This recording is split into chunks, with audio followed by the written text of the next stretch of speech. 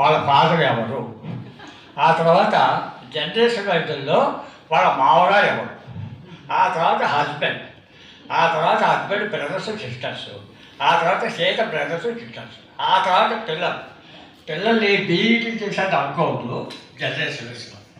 ఇప్పుడు చాలా జాగ్రత్తగా కన్ఫ్యూజ్ అవ్వకుండా జాగ్రత్తగా. సీత నారాయణ స్వామి గారు యూ డోంట్ నో. నారాయణ స్వామి గారు తెలియని విషయాలు అంటే ఆయన తెలియని విషయాలు చాలా. ఈయన వాడ్రేవు రామలక్ష్మి కాసరవాడ చలపతిరావుకి పుట్టినటువంటి సంతానంలో మొదటివాడు. వాడ్రేవు రామలక్ష్మి అంటే మా గ్రాండ్ ఫాదర్ సిస్టర్. కాసరవాడ చలపతిరావు అంటే సీతకి చిట్టు పంపినది గ్రాండ్ ఫాదర్. వీళ్ళ వివాహం 1975 ప్రాంతంలో, అంటే ఇప్పటికి 150 ఏళ్ళు. ఈ 150 ఏళ్ళు కూడా వాడ్రేవారికి కాసరవాడ వారికి చెక్కు చేతని బాంధవ్యం ఉంది. అయితే ఆ రోజున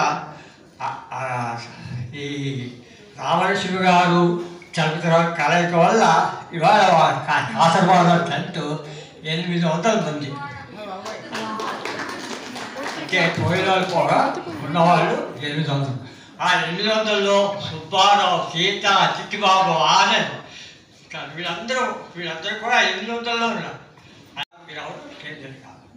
ఇప్పుడు ఒక విషయం ఏంటంటే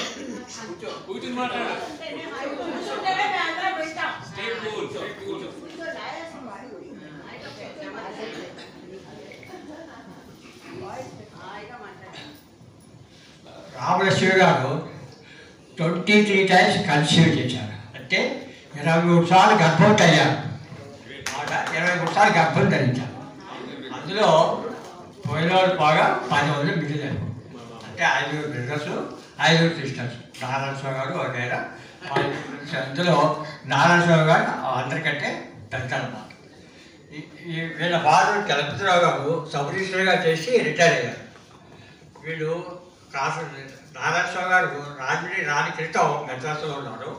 అంతకుముందు గుంటూరు, అంతకుముందు ఎక్కడొక్కడో విజయవాడ.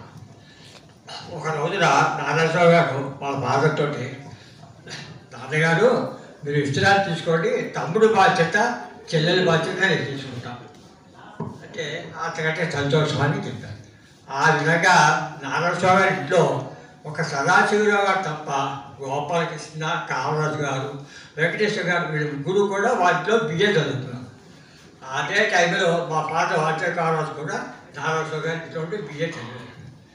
వీళ్ళ ముగ్గురు చదువుతూ వచ్చారు.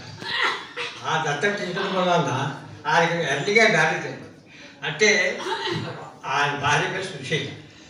వెంకటేశ్వర గారు ఆయన భార్యగా వీళ్ళు ఎంతమంది కూడా నారాయణ గారి ఇంట్లో ఉండి బిఏ చదువుకున్నారు. తర్వాత ఇప్పుడు అప్పుడే ఈ నారాయణ స్వామి గారు తమ్ముళ్ళకి చదువు చెప్పించడే కాకుండా వాళ్ళకి వివాహాలు చేయించారు, చెల్లెలు వివాహాలు చేయించారు, తమ్ముడు అల్లుడు కూడా ఉద్యోగం ఇప్పించారు. అంటే ఒక విధంగా గార్జియన్గా చేశారు, ఒక విధంగా శ్రేయోపులేస్గా చేశారు, ఒక విధంగా అంటే ఆపద్బాధ రోల్ కూడా ప్లే చేశారు.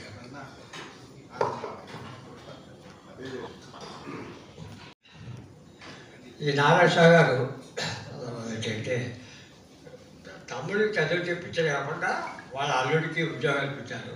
ఇక్కడ విశేషం ఏంటంటే ఆయన ఎవరికైనా పెళ్లి చేసినా, చదువు చెప్పినా, ఏదో ఉపకారం చేస్తే వాడు ఫ్యామిలీస్ బాగా వృద్ధిలోకి వచ్చారు. ఇప్పుడు మనం ఎవరికైనా హెల్ప్ చేస్తే వాడు ఒకడే బాగుపడతాడు. నారాయణ స్వామి అలా కాదు, మొత్తం వాళ్ళ ఫ్యామిలీస్ అందరూ కూడా ఉంటారు.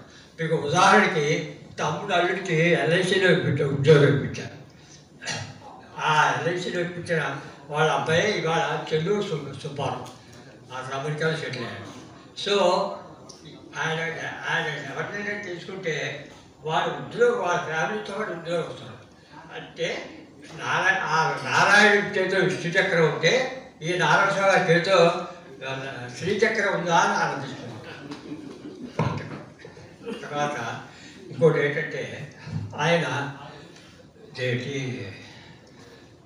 ఆయనకి రెండు గమనించని విశేషాలు ఉన్నాయి. ఏంటంటే అందరికంటే పెద్ద కొడుకు నారాయణస్వామి గారు, ఆఖరి కూతురు సరస్వతి అంటే చిట్టు అంటారు. వీళ్ళిద్దరికీ వయస్సు 23 సంవత్సరాలు. నారాయణస్వామి గారు ఏం చేశారు, తనకంటే 23 ఏళ్ళు చెల్లెనటువంటి చెల్లెలు ఆయనకు బాల్యంలోనే పెరిగి పెద్ద చేసి పెళ్లి చేసి ఆ చెల్లెలు 3 పిల్లలకి అన్నాక మగ పిల్లలకి అన్నాక అప్పుడు ఒక ఆడపిల్లలు కానీ ఆ చెల్లెల యొక్క రెండో కొడుకు తన కూతురికి పెళ్లి చేశారు.